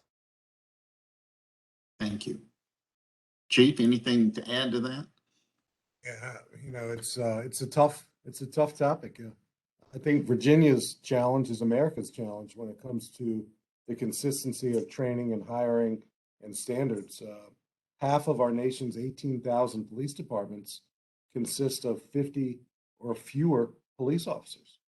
So it's a challenge. I've interacted for many years with police leaders from around the world, and when they come to America, one of the first things that they all seem to say is, "You guys have 18,000 police departments. How can you get any consistency?" And how do you answer that? But again, it's America, and we don't live in a police state, and the military isn't our police department. So it's a uniquely American thing, American policing. But I think working with DCJS and others to have some consistent standards. And I agree with Chief Brackney. You have appointed police chiefs like us, and then you have elected sheriffs. There's a big difference in the two. And the Commonwealth, like Maryland or like other states, has a mix of appointed police chiefs and elected sheriffs. So, and in some jurisdictions alone, like in Fairfax, although we're the primary law enforcement jurisdiction, we still have an elected sheriff, and she does a great job. But she's an elected official. So there's a lot of challenges associated. I think if you look at California and Florida, CalPOST, California Peace Officer Standard, CalPOST, California Police Officer Standards and Training. I think that's what CalPOST stands for. But my interactions with CalPOST through the years, for such a large state, they do it better than anyone I've ever seen. And they have police officers who routinely move throughout the state, just like Florida, and they'll go from one jurisdiction to the other, and they carry with them, like Chief Brackney said, the same values and missions and basic training.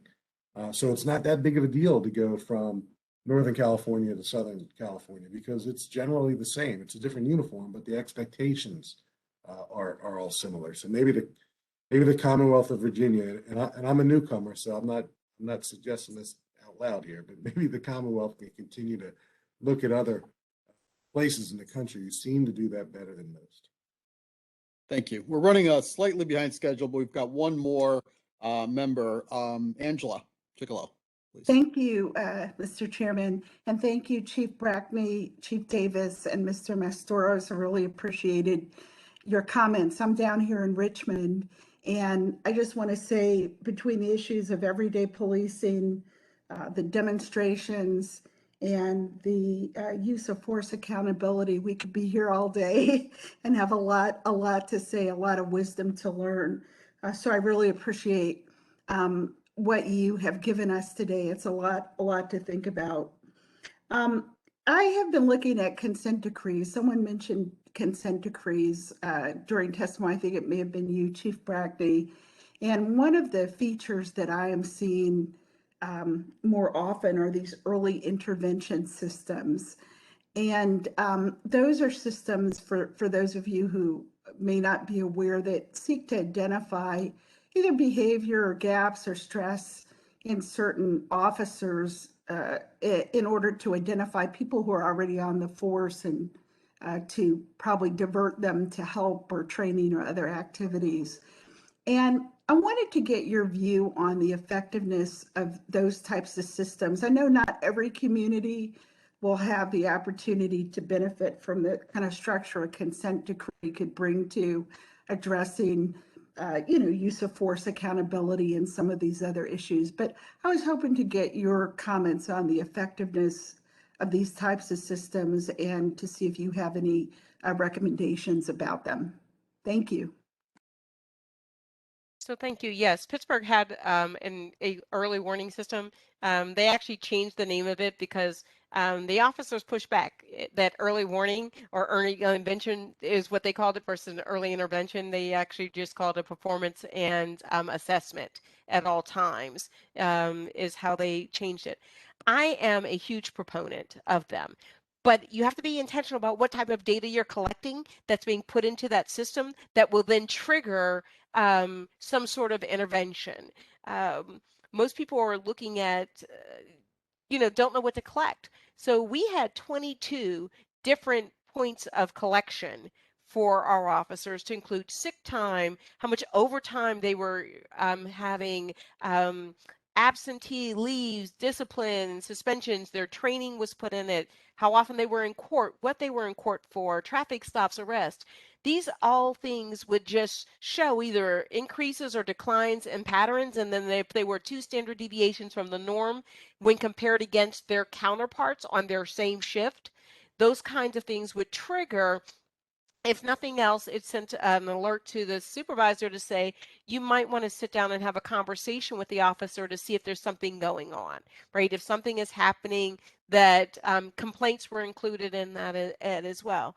So I think they can have a benefit if it's how you're going to use the tool. What I will tell you is they are extremely expensive. You will either have to build one yourself or trying to then retrofit a product.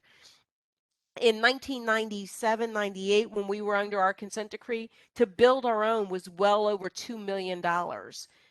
Places just don't have that kind of money. Now, when you have larger agencies and you're trying to do these things, when you are under these mandates from the federal government, they don't give you any money to do it.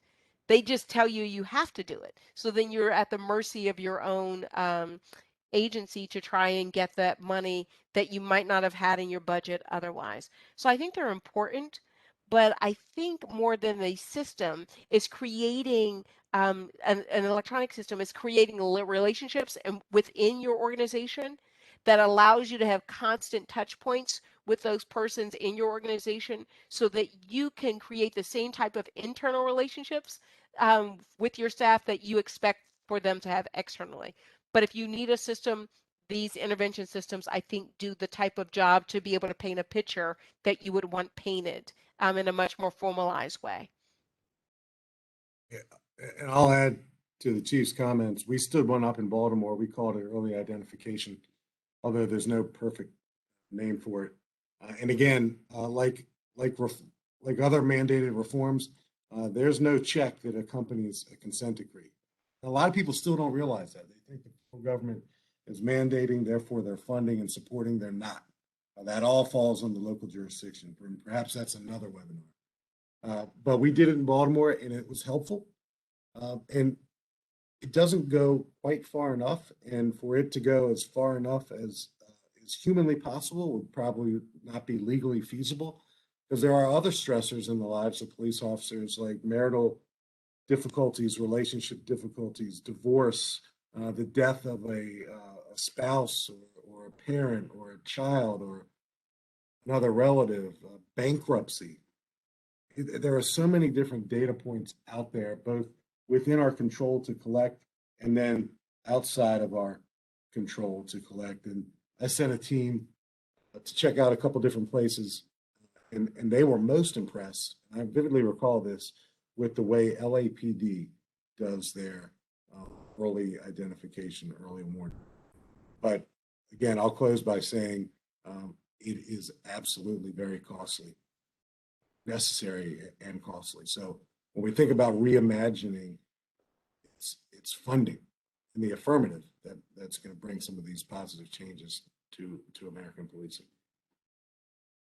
The only thing I would say is I would echo what the chief said, in that if you have a robust program that has those measures, those benchmarks of early intervention, that the officers need to see this as a process that's fair and legitimate, in the same way as expected of them in the community. So I think they lean on that somehow that they're being targeted or there's no context involved. I think chiefs and executive leaders hear a lot of that you're singling me out, or along those lines.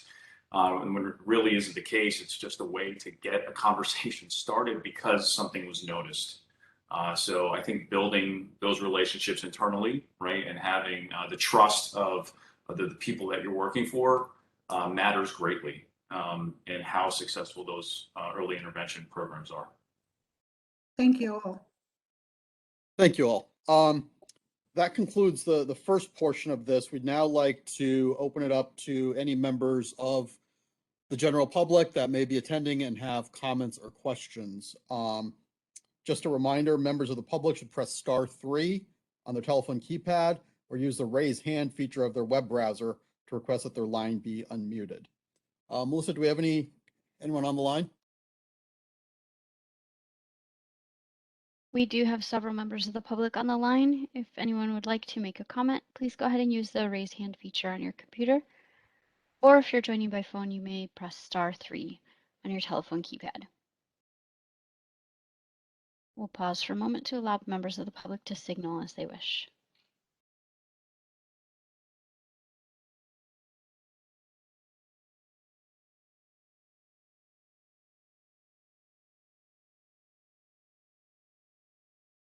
I do not see any hands raised at this time.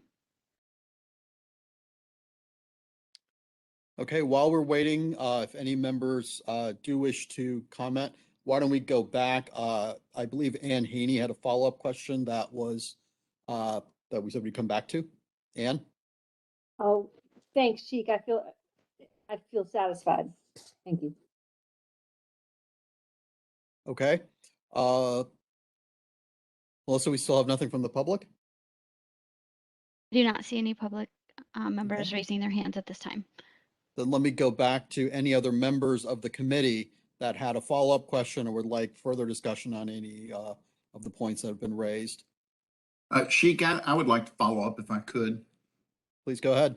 Mr. Mastoras, I was interested if you had any comments on the rural issue that was raised. We ran out of time before we could get to you, so I was hoping to come back to you on that. Yeah, I appreciate that. It's a difficult position to be in, considering the lack of funding and population to choose from, right? To have this job, but something that sticks out for me is that policing is policing, right? If people have the tools and the resources they need to do the job, then they're going to do it well, and they want to do it well. It doesn't really much matter where you are. I think we need, as far as when you talk about standards, I think there's beginning to become a national movement towards a national standard that Chief Brackney and Davis discussed. But specifically, what can you do in your own communities? There was a publication put out by the Police Foundation, I think it was last year. It's called Beyond the Conversation. It's ensuring meaningful police engagement. And something that was pointed out, that we rarely involve the community in our policy decisions or forming our policies. We ask them a lot. There was a graph. We talk a lot about use of force and body-worn cameras.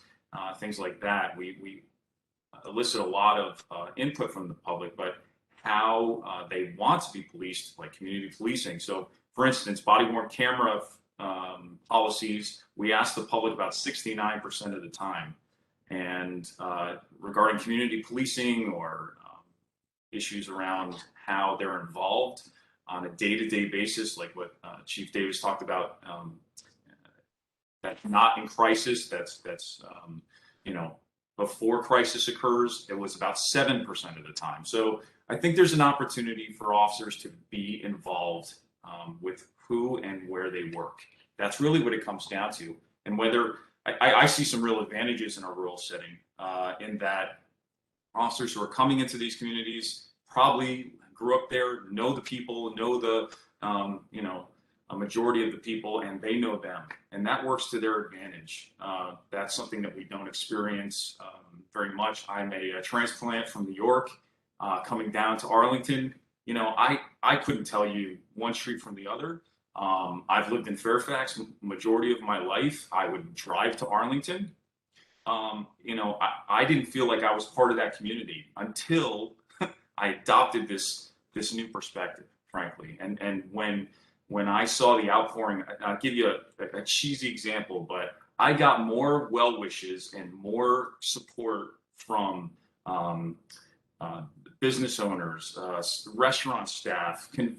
There were some staff working as security that were convicted felons who I became friends with, right? Because I needed them. I frankly needed them, and they needed me, and we worked together on solving some big issues. And I got more outpouring on my retirement than I did from many officers who I worked with for almost 25 years. I'm not saying anything bad. It's just when you put yourself out there as a human being, and you're willing to accept people for where they are and what they're dealing with, they see that you're in it with them. And I it's a little corny and a little cheesy, but I would see where a small community, a small town, a rural setting, you would have that opportunity. If you're driving by farms and you're a sheriff's deputy and you're driving by farms, Chief Davis said, get out of the car, go walk up and have a conversation and sit and have, some time with people who want to experience and talk to you as a person, not knocking on their door to tell them bad news or giving them a ticket. I mean, that's really what it comes down to. I know that was a little convoluted, but Thank you.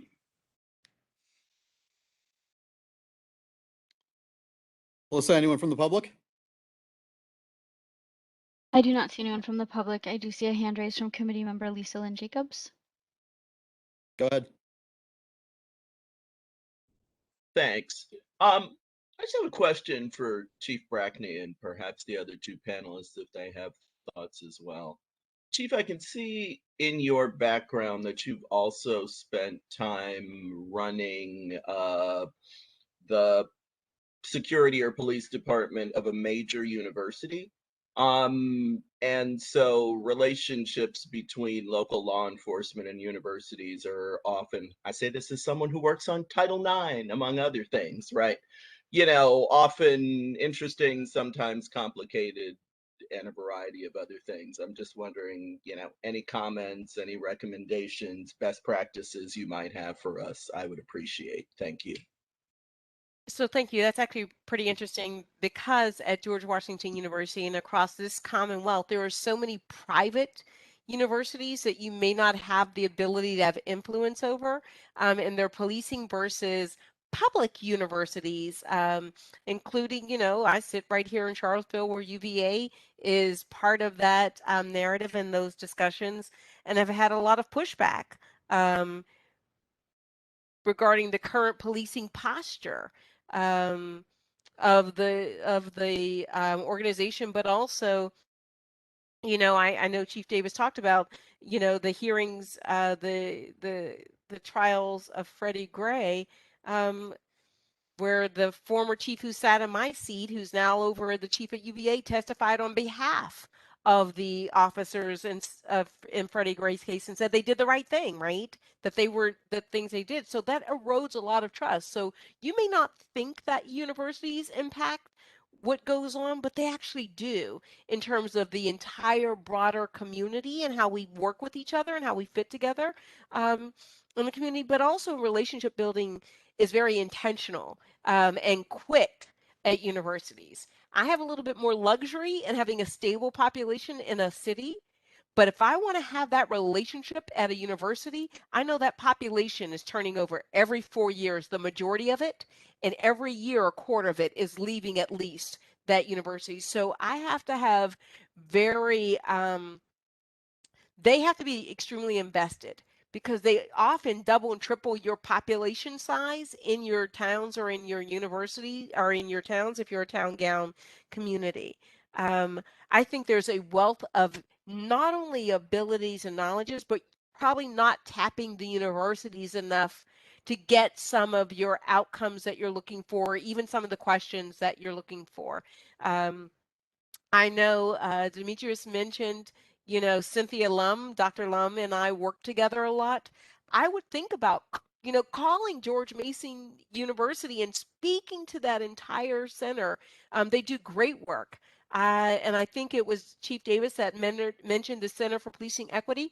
I have a relationship with them. Dr. Phil Goff has left and went to Yale, but Dr. Kesey and I are doing a live dialogue at the end of this month on police legitimacy and what we can do to increase those kinds of contexts. So I think that using the universities for their research portfolio, but also for their abilities to influence, is probably a great step and a great question to have asked and to have thought about.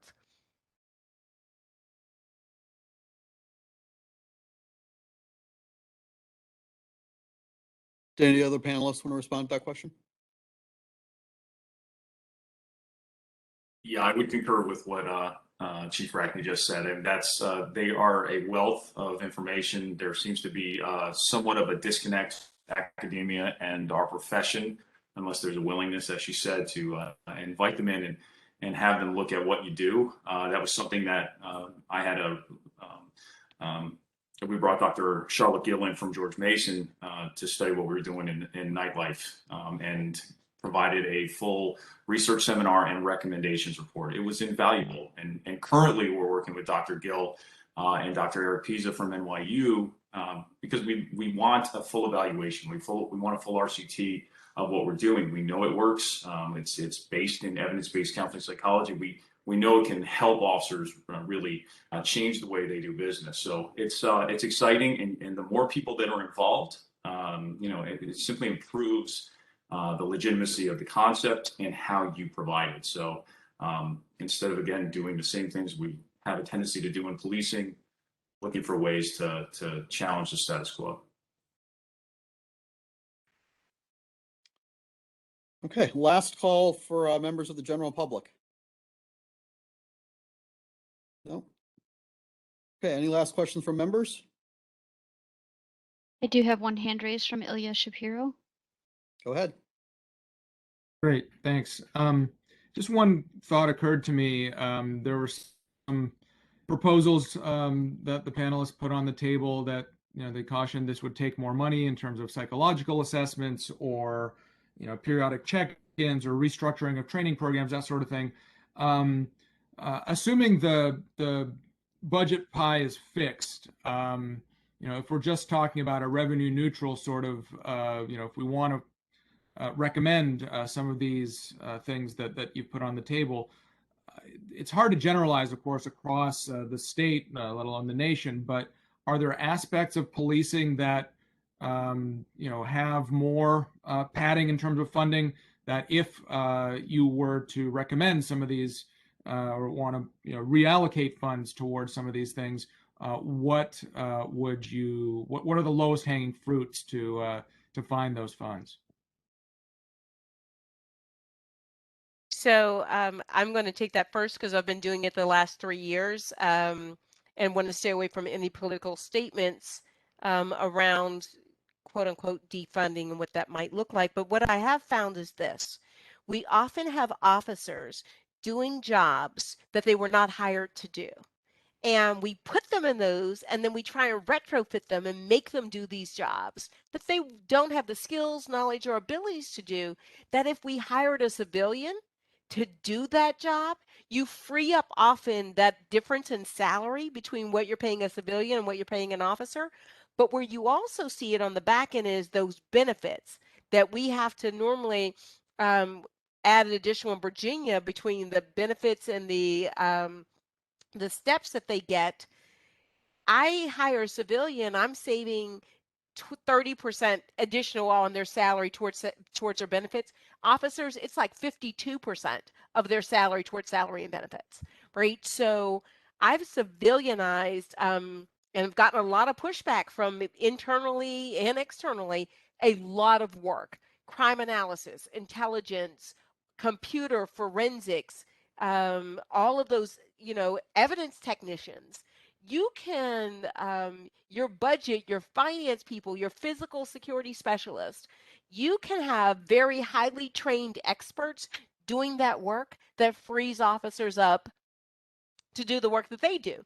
And from those savings, I've increased my technology, I've increased my other systems, or been able to hire software analysts and software production people. That's not an official quote, I don't know the name of it, that will allow me to do just the type of work that I'm doing now. I hired a Fourth Amendment analyst. It's the only one in the state in the nation that we know of, who does nothing more than analyzes every single investigative detention and encounter our officers have to see if it's legitimate, what were the parameters around it, and then produce a monthly report that we post on our website. I would not have been able to free up those positions. I have gone as far as possibly unfunding, but not reducing my manpower for like my training, civilianizing parts of your training division. It doesn't always have to be a cop training cops, right? There are excellent teachers and retired personnel who are looking for additional employment who have a wealth and breadth of knowledge. So you can start to shift some of your budgets in such a way that reflect the values of your organization. And by civilianizing, I also do something interesting. I employ more people from the community, right, and can get them into the system faster for employment. But also to bring in lots of different perspectives and diversity that you may not have been able to get by people who are just strictly interested in law enforcement. They also help with changing that blue culture or blue socialization because they're not indoctrinated into it at the exact same level. Should I actually ask a follow-up on that? I'm curious to learn a little bit more about who this individual is, your Fourth Amendment specialist, because, you know, I understand your broader point about the civilianization aspects of it, but it strikes me that the Fourth Amendment is something that the people that you hire would be hired to do that job, would have been trained in it. So I'm just curious as to what the background or difference in expertise. Can you tell me a little bit more about sort of how you came to that and who this individual is? Sure, absolutely. Shout out to him. His name is Larry Jacobs. He was originally, I think, in Portsmouth, Virginia. He was a police officer there. Left there, became a magistrate, is working on his PhD as we speak, has a lot of experience around those issues. When we advertised someone with a JD background who was either doing defense work or things of that nature and could look at it through a lens. But what was more interestingly enough about the person and why we settled on him is who we invited in to do his interviews. We invited in the public defender's office. Who does that? We invited in 2 members of our civilian review board to do that. Local advocates and defense attorneys to be part of that vetting process, to write the questions. I mean, it was just the Commonwealth's Attorney's Office. We brought in some of the most stringent specialists who would just give us writing the job description. So he has a background in all of those legal, through a magistrate, as a police officer, working on his PhD as well. So Larry has been a wealth of he's just been amazing for us. But also as part of those reviews, it's not just for the public. He looks at them and says, hey, here's where the officers did something on, you know, we could see it on the body worn camera footage as he triangulates the body worn camera footage, the reports and their CAD reports, you know, the 911 stuff. Hey, here's where they didn't put it in their report, but I saw it on the body worn camera. Or just the opposite, right? This is what it was in the report and didn't. And he brings those to the Commonwealth's Attention's office or the supervisor's office or the officers for retraining. It is, I would suggest, especially in this era when people are talking about stop and frisk, always, that investing in someone like that for your organization does amazing amounts for transparency and legitimacy as well. It's a very intriguing idea, and it's not one that I've heard of before. Just one last question, keeping an eye on the time. Can you just briefly explain what led you to decide that you needed this? So yeah, absolutely. So when I arrived in Charlottesville, I was just constantly being hit with our officers were doing stop and frisk. So I had nothing to counter that with. I mean, I had no data, I had no information. I immediately contacted the Center for Policing Equity and said, would you come into our organization and look to see if we are doing disproportionate contacts? And then I said, you know what? If that is so important to this community, give them the answers. It restores legitimacy, trust. It also affirms what the officers were doing or not doing in the community. So I think it was such an important investment in inviting the community in. It was important enough for me. At that point, I actually unfunded a police position, a sworn position, to get that, because what I would get out of it was so much more important than the possibility. I mean, I could increase safety. People were in than what I would lose from that. And it was a hard sell at first, but now this community is all for it. And if someone rolls that back in this community, the next chief, and says, we don't want that, the community will demand that it stays in place, right? So you put in these systems of accountability that the next chief can't roll back without having to account to the community for it. Thank you. That was very interesting. I would also give an example of what Chief Brackney was talking about. My position as a master police officer, so I was a corporal master police officer within the agency. my position when I left, they had hired a management intern 3 years before I left. She learned the job. And then she's the one, she has a civilian with a master's degree in public management. She's the one who applied for the job and got my job. So Chief Andy Penn made that position a civilian position. And now this position, essentially as the nightlife liaison, has far more legitimacy because it has the power of the county manager's office. And we can go back to just meeting the public safety part of the team that she oversees. So she oversees the entire ARI team. It provides more insight. When you talk about insight, she's bringing a whole discipline that we don't have and making the program stronger. So I agree that not only can save money, but it helps diversify the agency. Thank you. I see we're at the end of our time. And so on behalf of the entire advisory committee, I want to thank all of our participants for sharing your views and your experiences. It's been very helpful to us. I want to thank all the panelists and the members of the public for attending. A reminder that the record for today's meeting will remain open for the duration of the committee's study. So if anybody would like to submit written comments, please send them to, I think we have the address coming up on the screen. There you go. To m.winarowski@usccr.gov. If you provided your email on joining this meeting today, we will follow up with you to provide the minutes and transcripts of the meeting and a link to access those records. We will also notify everyone when its next meeting and as it prepares its report and recommendations for the commission. Thank you again to all of our participants and panelists, and have a good afternoon. Thanks very much. Thank you very much. Be well.